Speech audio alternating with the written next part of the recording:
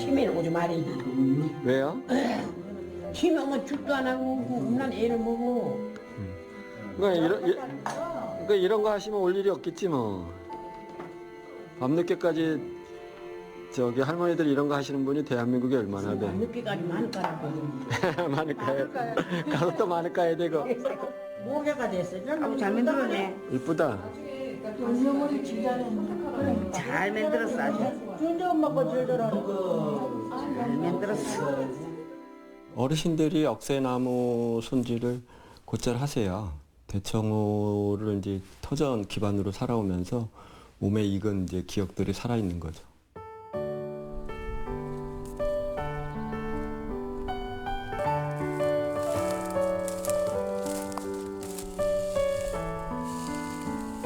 지금은 이제 이 억새를 가지고 여러 가지 쓰임하고 연관 관계를 가지고 이제 들여다보기를 하는데 예전에는 이제 아이들하고 놀이 관점에서 봤는데 지금은 이제 그것들이 조금 시기가 지나서 지역에서 뭔가 지역 브랜드가 됐으면 하는 생각을 가지고 이제 지역 어르신들하고 같이 이제 이걸 만들어 나가는 거죠.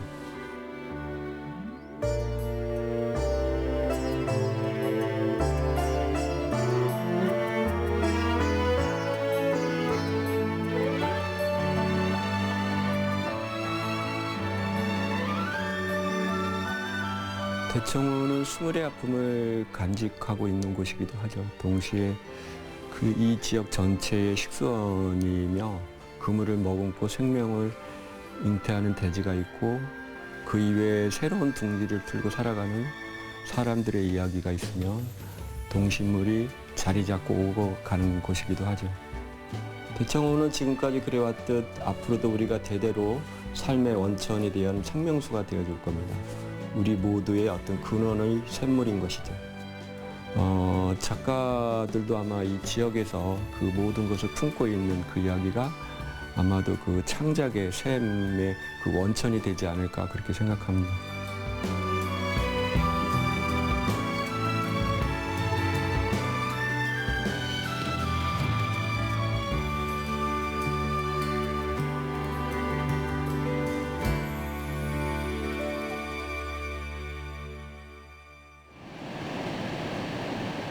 대청댐 건설로 생긴 인공호수, 대청호의 길이는 무려 86km에 달합니다.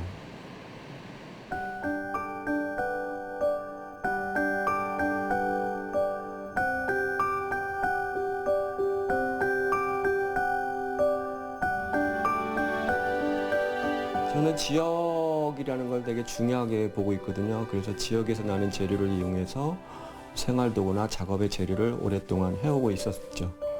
그래서 대청호에서 자라는 그 억새나 이런 것들을 이제 쭉 관찰해서 재료를 활용하고 있는 거죠. 그래서 초기 때는 아이들한테 그런 교재로서 그 억새와 갈대를 구분하는 방법을 오감을 통해서 가는 방법을 가르치는 방법을 시작하면서 결국 그 억새를 더 들여다보는 동기가 됐던 거죠, 그때. 그 씨앗을 품고 달고 있다가 바람에 흔들리면서 다 떨어져 나갔다라는 얘기는 거기에 탄성이 있고 그게 이제 먼지 같은 걸 달고 있었기 때문에 빗자루로서 완벽한 구조도 가지고 있어요. 그래서 실제 제가 그걸 만들어서 빗자루를 만들어 보니까 이런 종이나 이런 데 먼지 터는 게 그거보다 완벽한 재료를 제가 못 봤어요.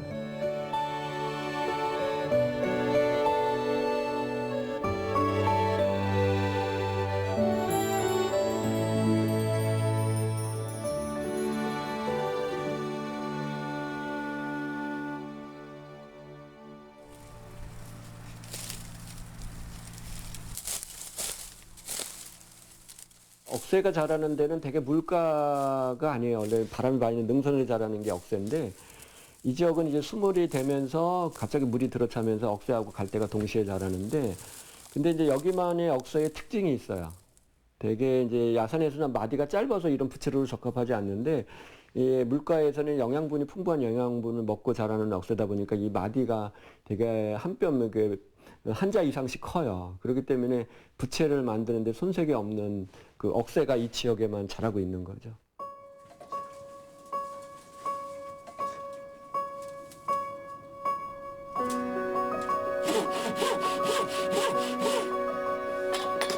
일단은 이제 재료가 재료가 이제 원료가 풍부하다는 거예요. 해마다 그만큼의 양의 또 재료가 생성이 되는 거니까. 대나무보다 절대로 경고성이 떨어지지가 않아요. 완성도나 디자인이나 이런 걸 봤을 적에. 그래서 그 억새나 이런 것들을 방치했을 적에는 대청호가 이렇게 수질 오염을 악화시키는 역할도 해요. 그래서 이제 그런 것들을 채취를 하면서 이제 대청호 물이 계속 어떤 그 지금 환경에서 변화를 갖게 되는 것들을 이제 늘 지켜봐왔던 거기 때문에 이제 그거하고 어떤 삶과 연관하면서 그걸 해결할 수 있는 방법이 뭘까라는 것들을 연관해서 이제 보게 되면서 좀 더 그것이 구체화돼 가고 있는 단계라고 볼 수 있죠.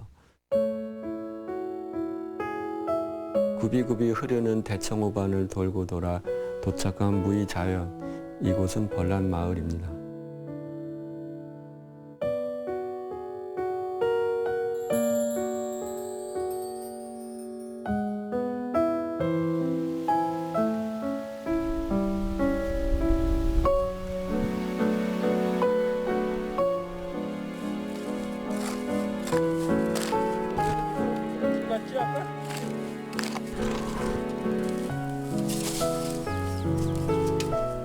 싹이 위로 올라오게끔 해야 돼.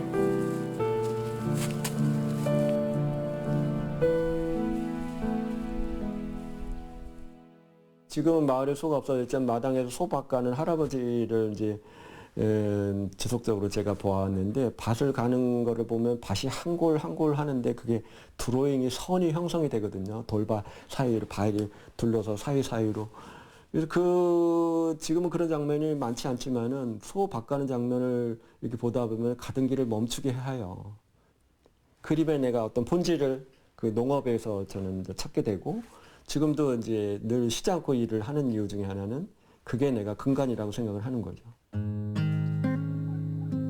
그래서 자급자족하는 거를 자연 기반으로 중요한 부분을 저는 보았던 거죠. 자연에 의지해서 사는 것이라는 것이.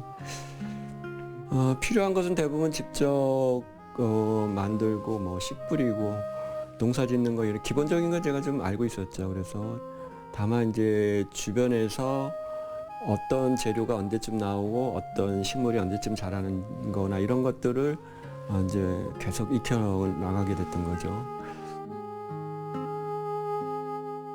그 새벽에 새소리가 먼저 들리면은 춥지가 않아요, 아침에. 그럼 그때 몸도 거기에 따라서 준비해서 반응을 하게 되고 골짜기에 있는 그 모든 생명들이 그 새소리를 듣고 움직인다라는 거를 좀 본 거죠. 그래서 제가 새 작업을 할 적에 새 머리 위에다 꽃 한 송이를 항상 이렇게 올려놓는 이유가 이제 그런 과정에서 생겨난 거죠.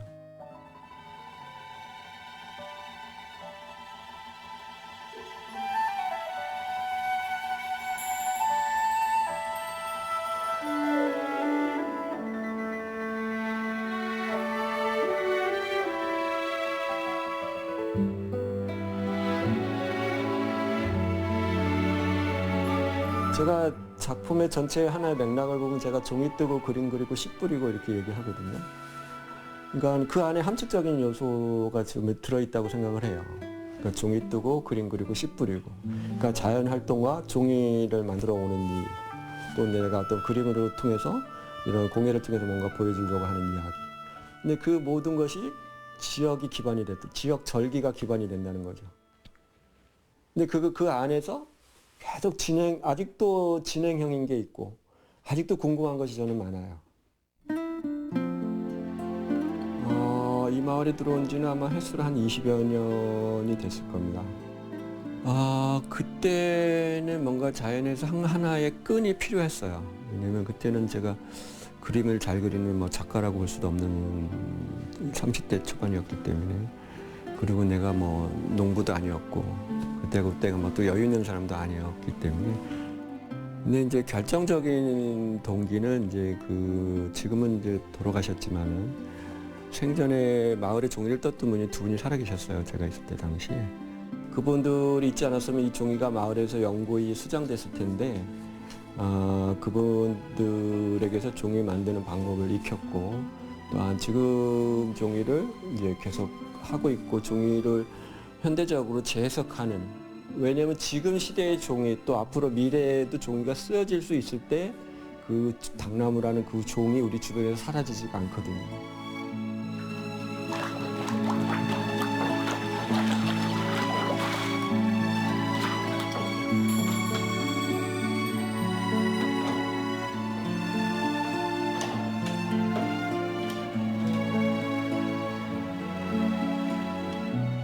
이 종이를 처음 만들게 되는 동기가 되는 건데요. 지금은 이제 돌아가셨지만은 마을에 살고 있는 마지막 종이를 떴던 이정용 어르신이 이 종이를 꺼내주시면서 이제 그 마지막 종이를 가지고 있었던 거예요.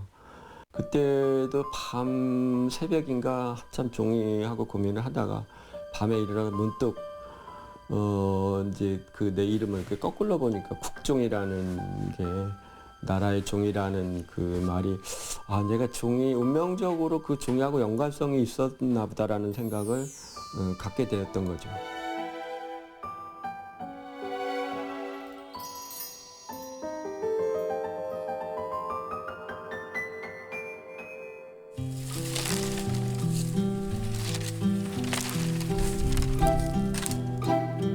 네, 이게 당나무에 종이가 만드는 재료가 되는 거죠.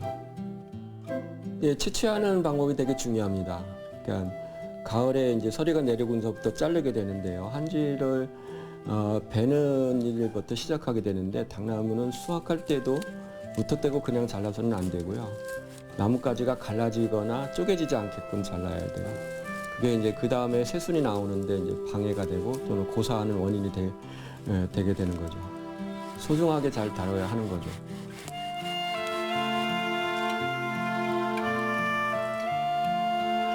나무의 그 종류도 다르지만은 또 지역에 있는 그 온도, 습도, 토양에 따라서도 성질이 달라져요. 그래서 옛날 당시에는 정부에서 종이를 수매할 적에 어느 지역에서 나오는 종이는 책을 만드는 종이에 적합한 종이로 수매를 했고 또 어느 지역에서는 화지를 만드는 종이에 적합한 종이를 정부에서 수매해서 그러니까 그 정도로 미세한 숨결을 그 지역성을 담아서 표현했었던 그걸 다 품고 있었던 게 종이죠.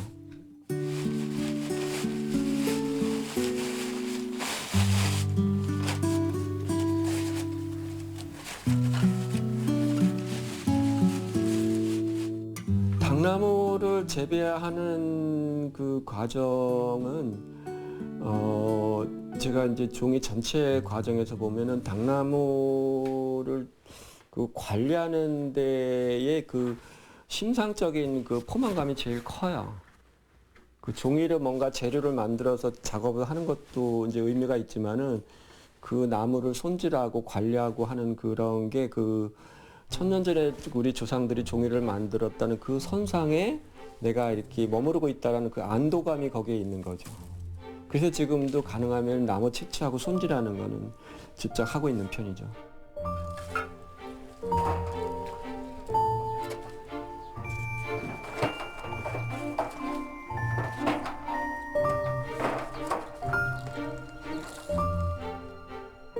당나무를 관리하는 부서가 없어요. 농업에서도 안 하고 산림에서도 이걸 전문적으로 문화 쪽으로 되게 중요하다고 생각을 하는데 정작 이 재료를 손질하고 관리하는 데는 전문가가 없는 편이죠. 되게 이제 아이러니한 거죠. 그런 부분에 대해서는. 처음 당나무 뿌리를 채취해서 농사를 지었는데 못 모르고 시작을 한 거죠. 아마 알았다면은 지금까지 이렇게 하지는 않았을 것 같아요. 근데 당나무에 대한 데이터나 이런 표본이 거의 없었으니까요. 그때 손바닥만한 종이 만드는데 거의 저한테는 한 10여 년이 걸린 거죠.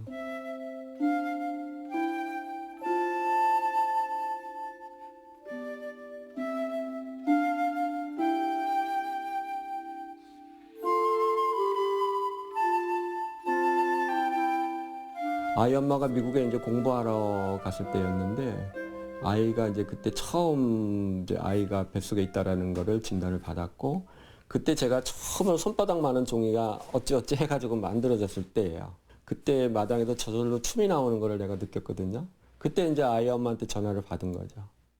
아이가 마을에서 한 17년 만에 아이 울음소리가 이제 나게 된 거죠. 근데 아이가 제가 아이 돌잡이 할 적에 아이가 그 한지를 잡았거든요.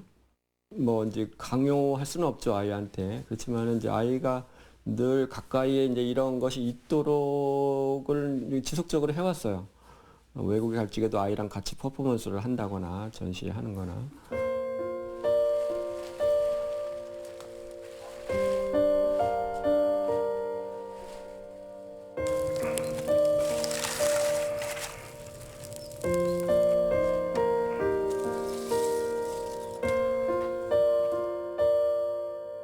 한지의 뿌리가 여기에 있으니까 그걸 지키는 게 이제 제가 할 일이라고 생각하는 거죠.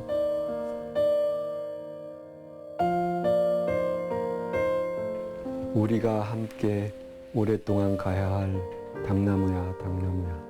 우리 삶의 근간이 되어준 당나무야, 고맙다.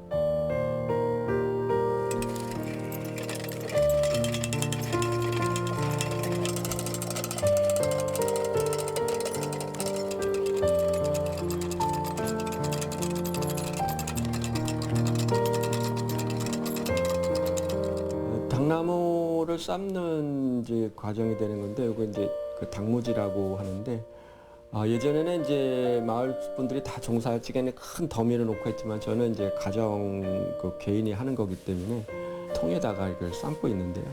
나뭇가지 껍질이 잘 벗겨지도록 쪄내는 작업인데요. 여기서 중요한 거는 그 물로 찌는 게 아니라 그 수증기를 찌는 거예요. 그래서 그 김이 새어나가지 않게끔 해줘야 되고, 햇때는 한 2-3시간 정도 되는데 묵은 당나무 같은 경우는 좀 더 오래 쪄야 돼요. 그래서 다 찌게 되면 이제 옥수수 삶는 냄새나 흙 냄새가 나다가 아주 그 단맛을 나는 그 향기를 풍기게 되는데 닭이 적당히 익었다는 것입니다.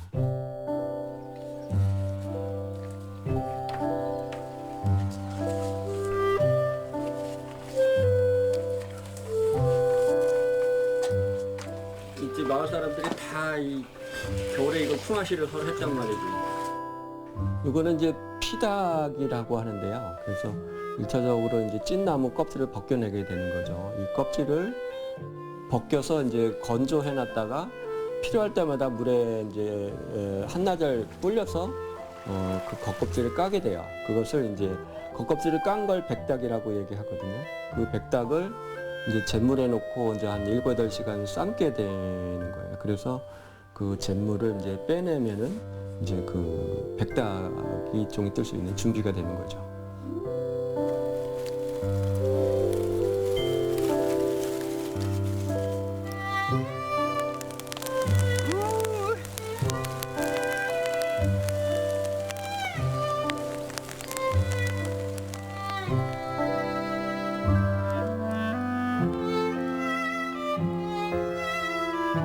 잿물은 되게 이제 옛날에는 목화대나 메밀대를 많이 사용했어요. 근데 지금 목화 농사나 메밀 농사를 많이 안 짓기 때문에 저희는 이제 콩대를 사용하거든요. 그래서 메밀대나 목화대나 콩대 이 잿물을 내서 삶는 시간이 조금씩 차이가 나요. 그 ppm 농도에 따라서 이제 그 닭섬유가 분해되는 과정이 다르기 때문에 잿물이 이제 그 종이 성질을 내는데 아주 중요한 역할을 하게 되거든요. 왜냐면 거기다가 약품을 넣으면 종이의 성질이 바뀌게 되는 거예요. 원래는 중성지가 되는데 이제 가성소단이 화공약품이 들어가면 종이가 삼성지가 되는 거죠. 그래서 잿물하고 종이의 성질을 유지하는 데는 되게 중요한 관계라고 볼 수 있는 거죠.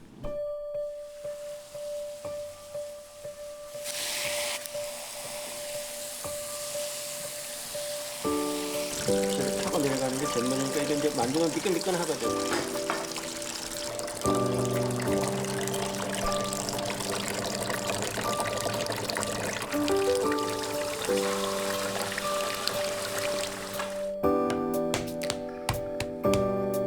이게 방망이를 두들기는 거를 이제 이걸 이제 고해라고 하는데요. 이 종이를 이제 분해하는 과정을 이제 얘기를 하는 건데 방망이를 두들겨서 종이죽을 이렇게 만들게 되는 거죠. 그 종이 뜰 수 있는 이제 섬유 조직이 이제 완성이 되는 건데요.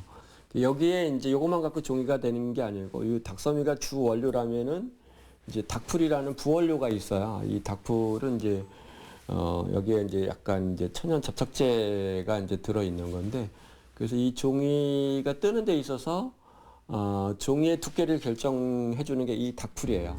이 닥풀은 이제 학명으로는 황촉규라고 하는데, 풀이 많이 들어가면 종이가 얇아지는 거고, 풀이 적게 들어가면 종이가 두꺼워지는 거예요. 그래서 이 풀이 종이의 수명하고 종이의 성질을 표현하는 데 중요한 역할을 하게 되는 거죠.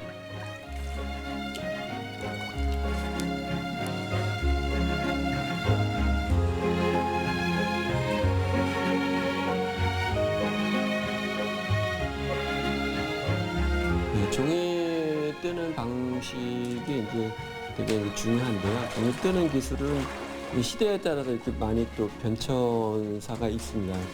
그래서 쌍발뜨기라고 하는데, 그래서 그거는 이제 양을 많이 뜰 적에는 이제 그렇게 하고, 전통 소지법은 외발뜨기예요. 발이 하나라서 이렇게 좌우로 물질을 해서 이렇게 흘려서 뜨는 건데, 이거는 발투리에 물을 가둬서 뜨는 방식이거든요. 그래서 고르게 이제 또 얇게 뜨는 게 종이 뜨는 기술이 필요한 겁니다.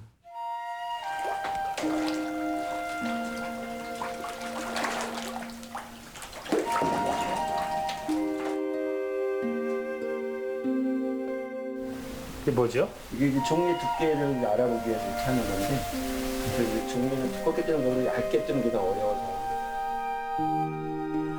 그 종이는 저는 지금의 우리의 모든 것을 담고 있다고 봐요. 어떻게 보면 탄생에서 죽음까지의 그 모든 것을 품고 있는 게 종이라고 생각을 하는데, 그거의 근간을 이루게 되는 게 나무겠죠.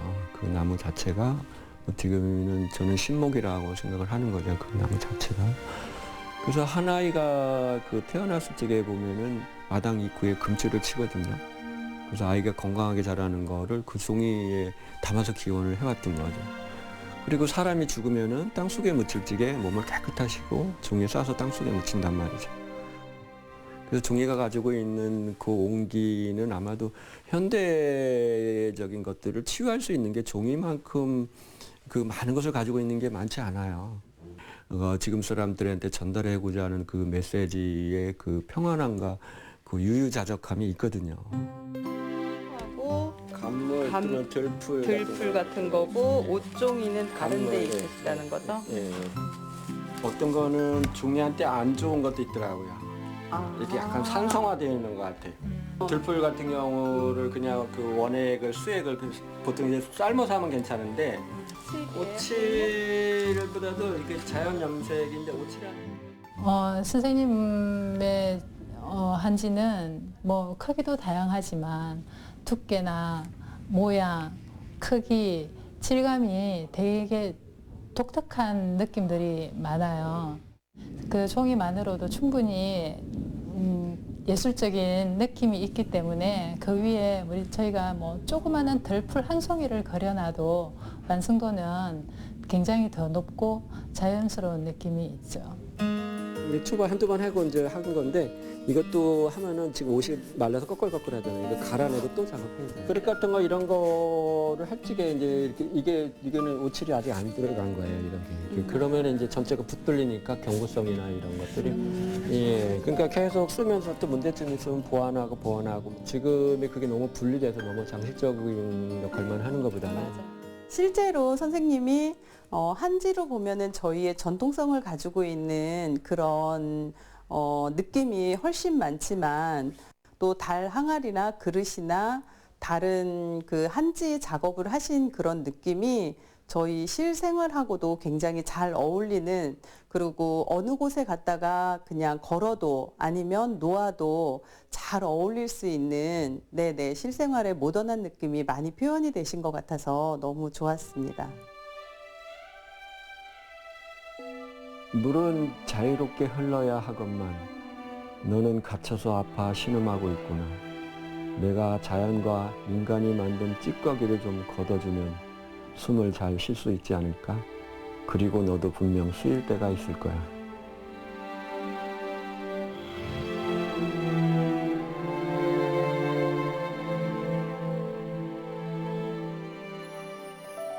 계속 방치되면은 녹조가 해마다 증가될 수밖에 없고요. 그래서 물을 개선할 수 있는 한 사람의 역할이 무엇일까라는 거에서 시작이 된 거고요.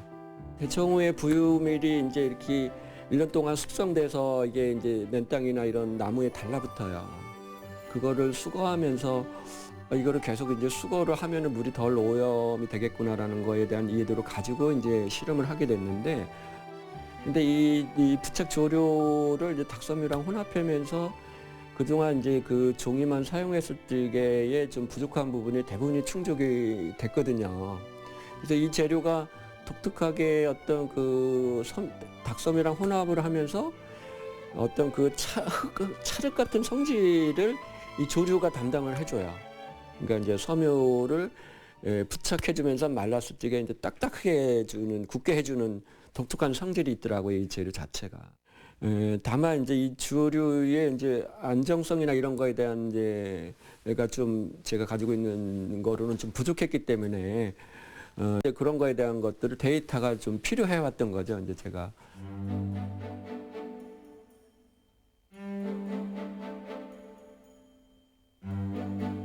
대청호 주변에서 이제 장마가 이루어지기 전에 물을 막 뺐을 적에 되게 이제 농번기 때 농가가 있는 주변에만 생기더라고요. 예. 일종의 부착 조류인데요. 네네, 부착 조류. 부착 조류 붙어서 돌에 예. 자라는 놈이에요. 부착 조류인데 놔두면 그것들이 굉장히 고농도의 인을 가지고 있기 때문에 예, 거름 역할. 예, 그런 역할을 하는 거죠. 그래서 그것들이 이제 부패가 되면 네. 그것을 그 부패된 걸 먹고서 예. 여름철에 녹조가 더 많이 생기는 예. 하나의 원인이 된다고 알려져 있습니다. 녹조는 이제 미세 조류 중에서 남조류라는 조류가 있는데 그 조류들이 이제 영양염류, 즉 질소와 인이 많은 그런 조건에서 또 빛이 많이 비치고 수온이 따뜻하고 또 물이 흐르지 않는 그런 환경이 되면 폭발적으로 증가하는 그런 현상을 녹조 현상이라고 얘기를 합니다.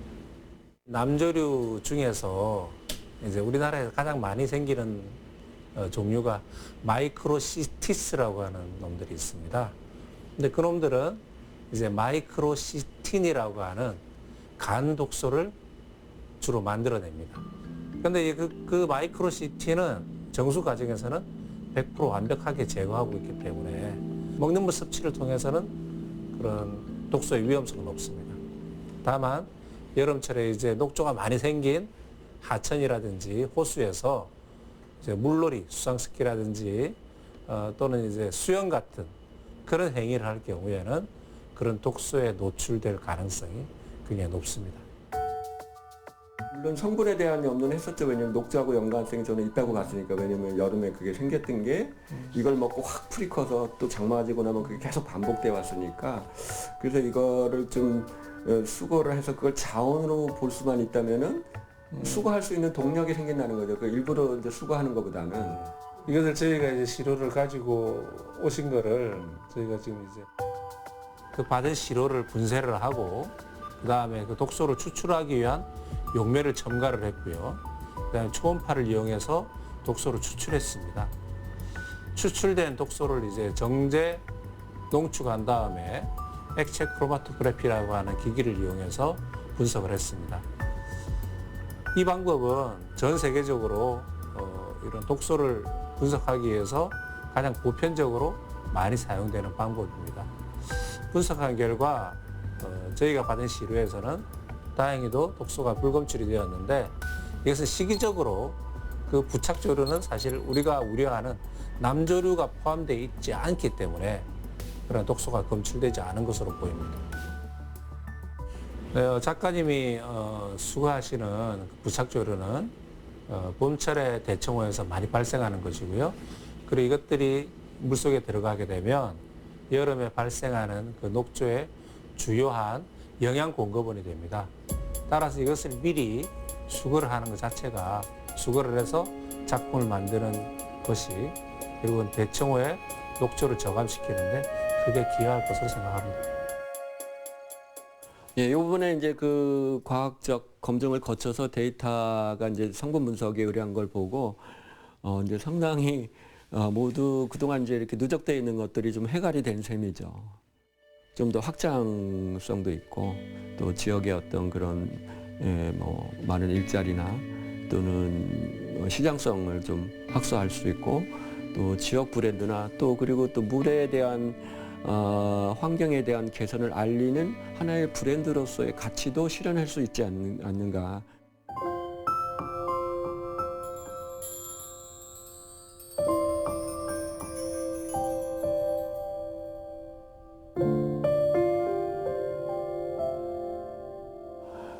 지금 이게 다랑알이라는 건 하나의 우주를 담는 그 원리거든요.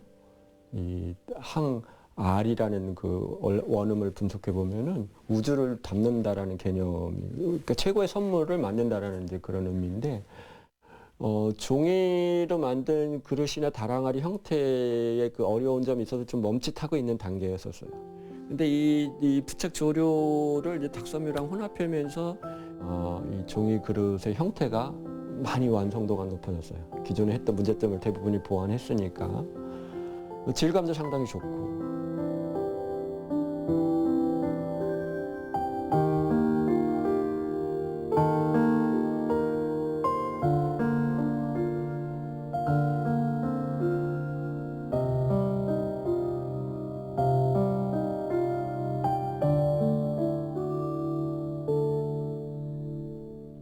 최고의 예술은 저는 자연이라 생각합니다. 그러니까 인간이 하는 모든 예술적 행위는 자연을 닮아가거나 자연을 따라가는 그 행위라고 보는데요. 그런 측면에서 볼 때 이중복 작가는 자연예술, 생명예술의 최전선에 있는 분이라고 생각합니다. 우리 대청호의 때묻지 않은 생명과 자연의 환경을 그대로 오롯이 예술로다가 발전시키고 승화시키면서 새로운 장르로 개척하는 어떤 선구자적 정신이 있다고 생각합니다.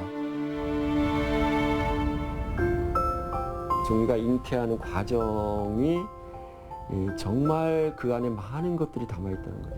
1000년, 2000년의 시간을 연결고리도 거기에 있고, 지금에는 그 당나무에 관심이 없는 이유가 이제 그 부분을 쓰임은 다른 거로 다 플라스틱 이런 건 대체할 수 있는 뛰어난 재료가 있다고 보기 때문에 그걸 안 하는 건데, 오히려 이제 지금 환경 문제나 플라스틱의 이런 문제가 되면서 그 종이도 오히려 플라스틱 그런 가치 이상을 실현할 수 있다고 보는 거예요. 그런 데이터를 여기 식물성 조류나 이런 것들을 통해서 계속 점검하고 그런 결과물을 지금 만들어내고 있는 거죠.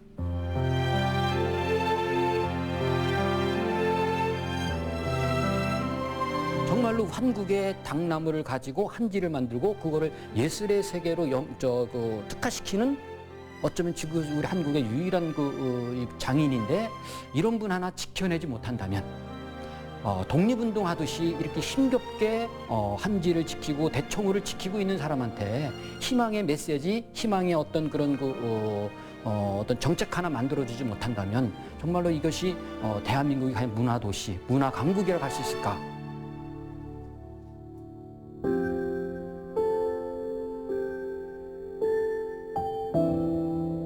여기 갤러리 이름은 마블 갤러리라고 이름을 지었는데요.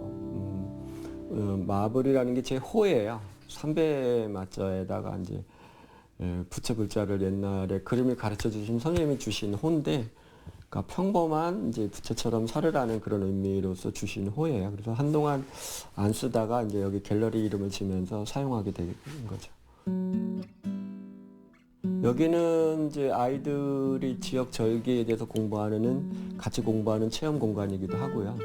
종이나 또는 이렇게 전문적인 전문가들이 같이 전시나 작업실을 같이 겸용해서 사용하는 공간입니다. 제가 아이들하고 종이나 이런 지역 활동을 하는 거는 아이들을 우리 종이를 아이들이 먼저 썼으면 하는 바람이 있어요. 종이 쓰는 방식이 다르거든요. 서양의 재료는 칠하거나 바르는 구조로 되어 있다면 종이는 칠하고 바르는 구조가 아니에요. 스미고 번지는 구조예요. 그래서 스미고 번진다는 얘기는 그 젖어드는 걸 배우는 거거든요. 그 수면 변화하는 과정을 배우는 거거든요. 어떻게 보면 지금 과거의 시간하고 현대의 시간을 다 품을 수 있는 게 저는 종이라고 봐요. 종이를 제대로 알 수만 있다면은. 다만 이제 그걸 깊게 이해하는 거나 그걸 알아가는 채널이 너무 적다라는 거죠, 그 자체가.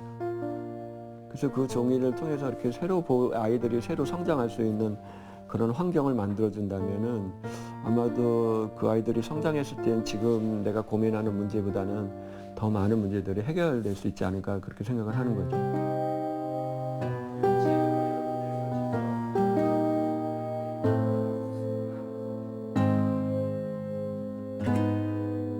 아이들이 제일 먼저 지역을 가르쳤어야 되거든요.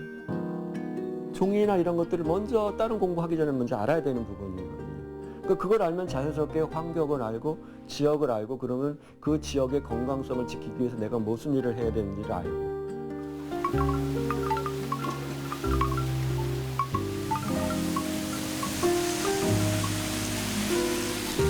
자연은 모든 것이 다 원점으로 돌아가는 구조를 가지고 있거든요. 왜냐면은 그 안에서 아이들이 지역 정서를 몸소 느끼기를 바랬기 때문이죠.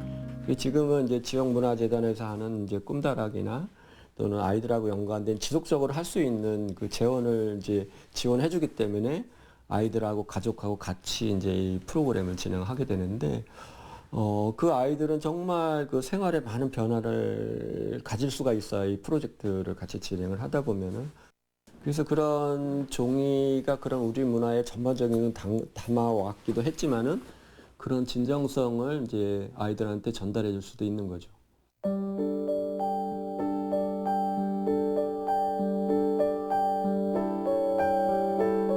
지역에 있는 재료를 쓰는 이유는 이제 일단은 제가 지역에 있는 걸 관심을 가지고 있고요. 또 색이나 이런 것들이 너무 서양에 의존하는 부분들이 되게 많거든요. 그래서 저는 우리가 가지고 있는 색들도 충분히 있는데 우리가 가지고 있는 색들은 서양처럼 그렇게 화려하지는 않아요.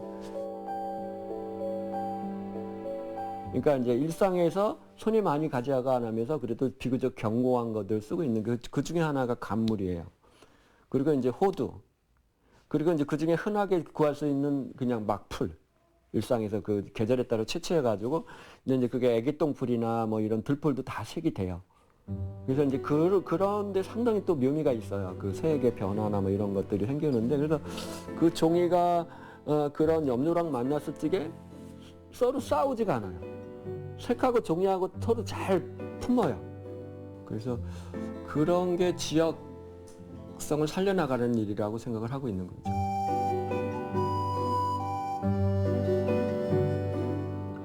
독일을 제가 독일 한 6, 7번 갔고요. 뭐 미국 또는 러시아, 오스트리아, 프랑스, 캐나다는 뭐 작품만 보냈지만은 거의 대부분이 초대전 전시를 했어요. 그래서 그네들이 초대를 하게 된 이유가 자기네 주변에서 볼 수 없는 방식인 거죠. 종이 뜨는 구조나 뭐 이런 것들이. 그리고 그 사람들이 더욱 놀라워하는 이유 중에 하나가 어떻게 이렇게 전통적인 소재가 현대하고 잘 맞느냐에 대해서 되게 놀라워하더라고요.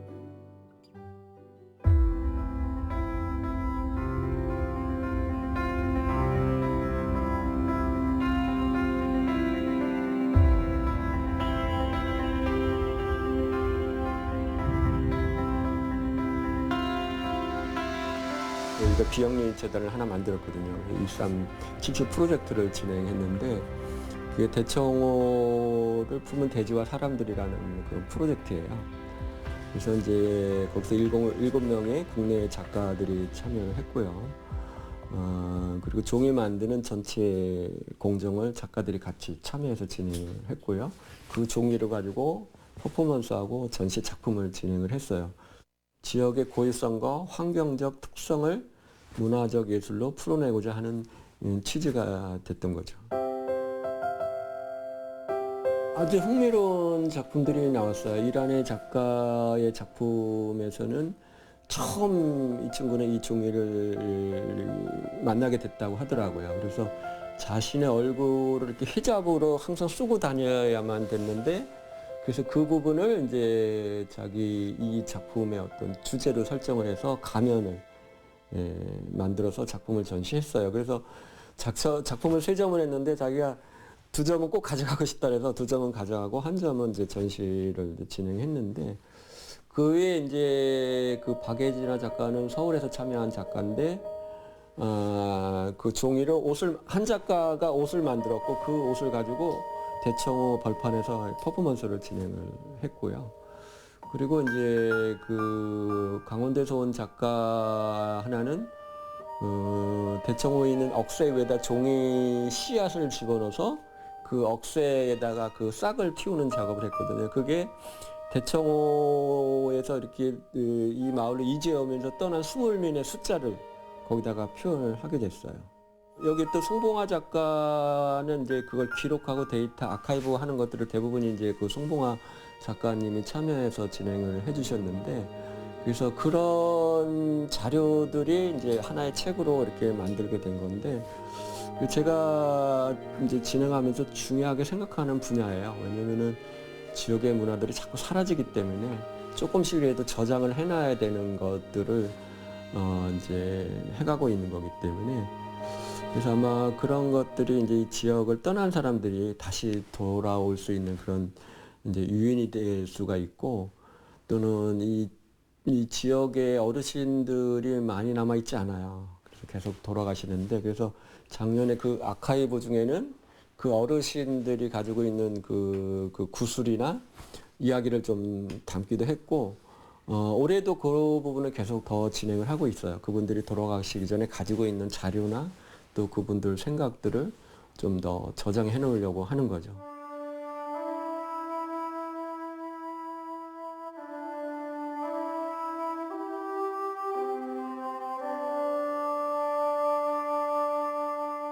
그 대청호가 안고 있는 골골의 전반적인 마을들이 있었고 더군다나 1975년도에 대청호가 생겼는데 스물 됐는데 거기에 뭐 2만 5천 명이 넘죠. 이주민들이. 수재민들의 어떤 애환이 어떨까 이것들이 제대로 기록이 돼 있을까라는 점에 착안을 했던 것이고 대청호가 과연 그런 것들이 자료가 제대로 있는가 제가 이 프로젝트를 하면서 굉장히 놀랬던 적이 자료가 별로 없어요. 그냥 자료가 있는 것이 수자원공사의 어떤 사무적인 업무적인 처리지 어떤 인문학자라든가 역사학자라든가 그 사진작가라든가 이런 작업들이 전무하고 있다는 거죠.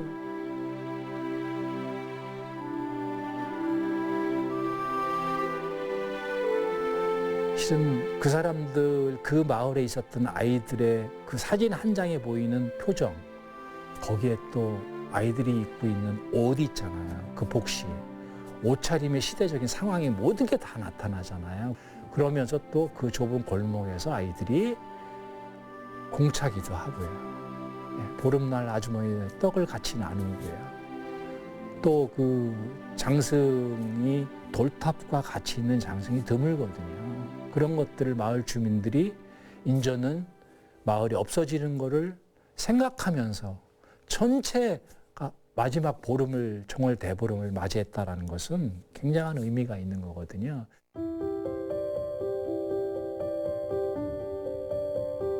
너무 현실에는 맞지 않다고 할까요?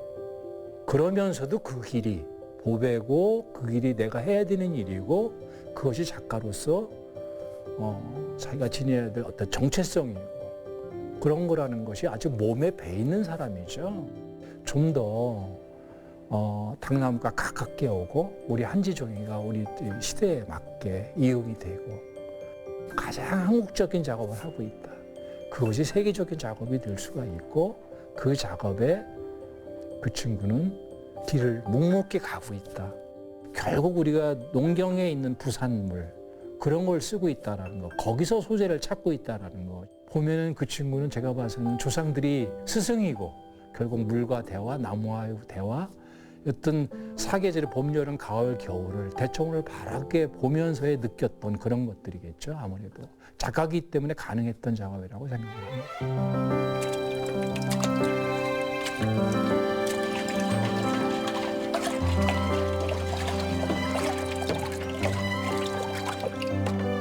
종이가 만들어주는 과정이 중요하다고 보는 거예요. 그래서 만약에 내가 역량이 있는다면은 종이가 만들어지는 과정을 현대 건축이나 이런 쪽으로 재해석하고 싶은 거예요. 종이를 물질하고 종이를 만드는 소리를 들려주고 종이가 그냥 종이를 쌓아놓는 것이 아니라 이게 쭉 걸려서 햇빛이 들어오고 그림자가 생기고 그거 자체가 현대적인 사람들의 감성을 깨우는 영역이거든요. 그래서 종이가 새롭게 재해석이 돼야 돼요. 그래서 그런 복잡한 현대 건축이나 사람들의 마음을 좀 내려놓고 좀 느긋하게 뭔가 다음 생각을 할 수 있는 그런 것을 품고 있는 게 저는 종이라고 보는 거예요. 지금 시대하고 잘 맞는 어떻게 보면 종이가 다시 어떤 지금 시대에서 다시 봐야 되는 어떻게 보면 직지가 얘기할 수 있는 영역도 저는 그 부분이라고 보거든요. 직지가 가지고 있는 한계치는 나는 갇혀 있다고 봐요. 근데 종이는 절대로 갇혀져 있지 않아요. 과거를 다 품고 있으면서도 미래를 품을 수 있는 게 저는 종이로 보거든요.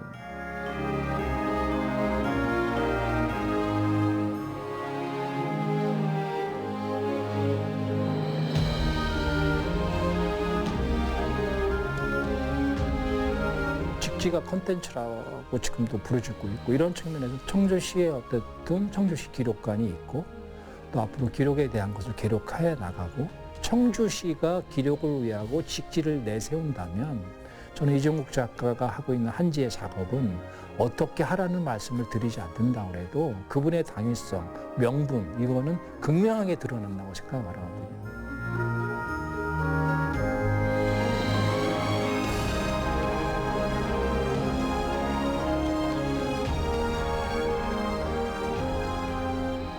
청호는 앞으로 우리만 먹고 말 물이 아니에요. 다음 세대들이 계속 먹어야 될 물이기 때문에 저는 이 대청호가 샘물로 보거든요. 그래서 어떤 생명의 원천으로 보고 있는 거죠. 그래서 그 안에 일어나는 모든 일들이 저 개인의 어떤 작가에도 중요하지만은 이 지역의 문화의 어떤 이런 역할로서도 상당히 중요한 역할을 지속적으로 해나갈 수밖에 없다고 생각을 합니다. 본질적으로 대청호변에는 자연과 인간이 만든 부산물들이 많아요. 그것이 이끼가 될 수도 있고, 그다음에 쓰레기나 어떤 그 환경 오염물이 될 수 있고, 녹조 같은 곳으로 갈 수도 있고 그렇지 않습니까? 근데 지금 이종국 작가께서 만든 이 작품은 한편으로는 인간과 자연의 부산물을 가지고 새로운 어떤 문화와 예술의 영역으로 개척해 나간 거 아닙니까? 어떤 인간과 자연의 부산물을 활용해서 다양한 문화 플러스 예술의 작품을 만들기 때문에요.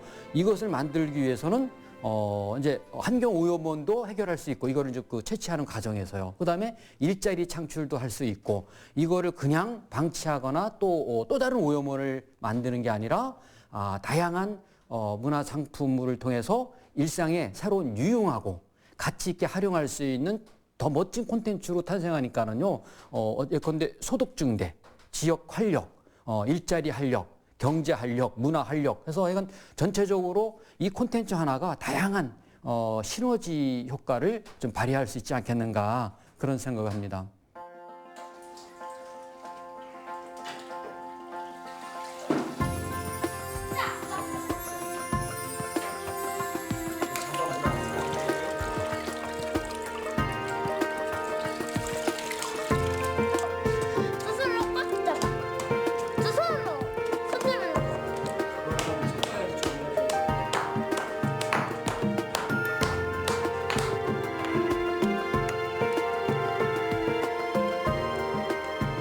종이는 과거에 어떻게 보면은 과거에 가지고 있는 그 시간하고 역사하고 이런 것들을 시각적으로 현대랑 연결하면서 사람을 다듬고 치유하고 걸러내고 뭐 이런 것들을 해가는 게 종이라면은 물은 근원적인 거죠. 그러니까 물은 또 어떻게 보면은 저는 물이 가지고 있는 이 얼굴이 여러 가지 형태가 있어요. 때로는 맑은 멍게구름을 물에 비치기도 하고 또는 비바람을 담기도 하고 근데 또 그걸 담았다가 또 어느 시간에는 그걸 다 지워서 다시 원점으로 돌려놔요. 지금이 아니라 미래에 있는 삶을 다 품고 있는 게 대청호예요.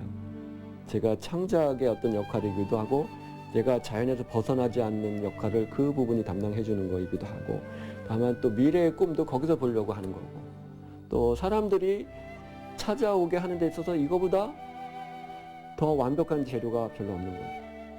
다만 이제 그것들을 지금 미래 세대 아이들이 꿈을 꾸는 데 있어서 충분히 나도 이걸 갖고 꿈을 꿀 수 있게끔 해줄 수 있는 영역은 이제 제가 할 수 있느냐 없느냐에 대한 것들은 계속 들여다보고, 다만 누군가가 힘을 실어준다면은 아마도 그 종이가 가지고 있는 우리가 이 지역에서 어떤 대청호와 종이가 가지고 있는 그 창은 지역을 넘어서 세상을 담을 수 있는, 세상 사람들이 가고자 하는 방향에 닿을 수 있지 않을까, 그렇게 보는 거죠.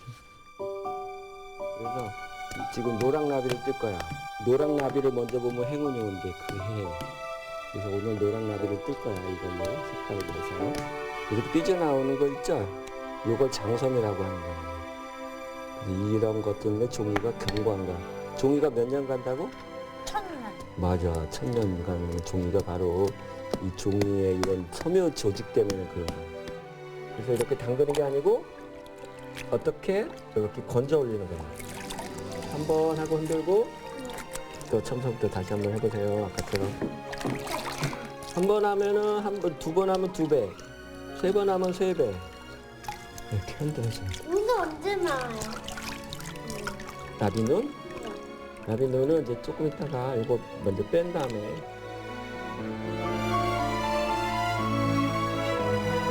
한지는 우리나라 종이에요. 질기고 아름다워요. 우리나라 종이 한지는 정말 멋있고 자랑스러워요.